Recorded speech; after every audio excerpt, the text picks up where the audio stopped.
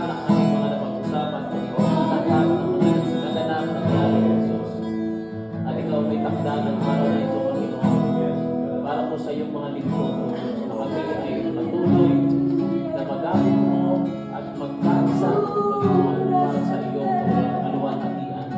Kaya sa araw nito, Panginoon, salamat po sa buhay na bawat isa, Panginoon, na sa kabila ng aming pagod na katawan, busy ng mga sarili mo, God, pinagsama-sama mo na rin kami, Panginoon, sa lugar na ito, upang ikaw ang aming pumingin, ang aming sampaling at pasalamatan mo, Diyos.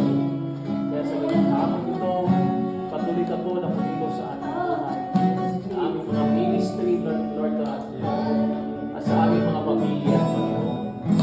Alam mo, walang nalilingin sa iyo, O Diyos, anuman ang mga pinagdadaanan po ng bawat isa, anuman ang mga pagulangan, Panginoon, na ikaw ang mayroong kapangyarihan na ito ay punuan, Panginoon.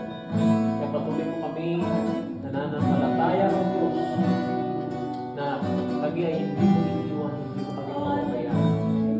Salamat, O Diyos, sa iyong patuloy na pagbibigyan sa amin ng lakas upang aming pumaharap anuman ang mga hamon ng buhay. Salamat, O Diyos, sa patuloy na pag-iingat sa amin. Anuman na pwede namin kaharapin. Layo mo kami sa anumang kapahamakan. Bigyan mo kami ng magandang kalusugan. Ang bawat isa, kahit hindi po namin kasama sa oras na ito, Panginoon, ang aming mga kasamahan, even our chairman, Lord God, ikaw, O Diyos, ang patuloy na kumilos po sa kanyang buhay. Kailangan namin, Panginoon, na darating ang araw na yan, Panginoon, na ang libo-libong anghel ay magbubunyi sa langit at tinanong kanya ng buong puso sa kanya.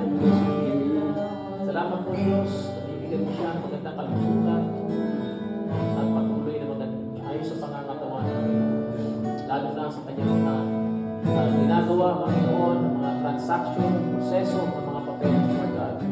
Lord, samahan mo siya, give him wisdom, Lord God.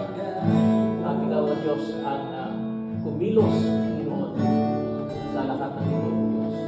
Kaya salamat mo, Panginoon, na ikaw lamang at walang iba ang aming patuloy na titignan, luluwalhatiin sa aming buhay.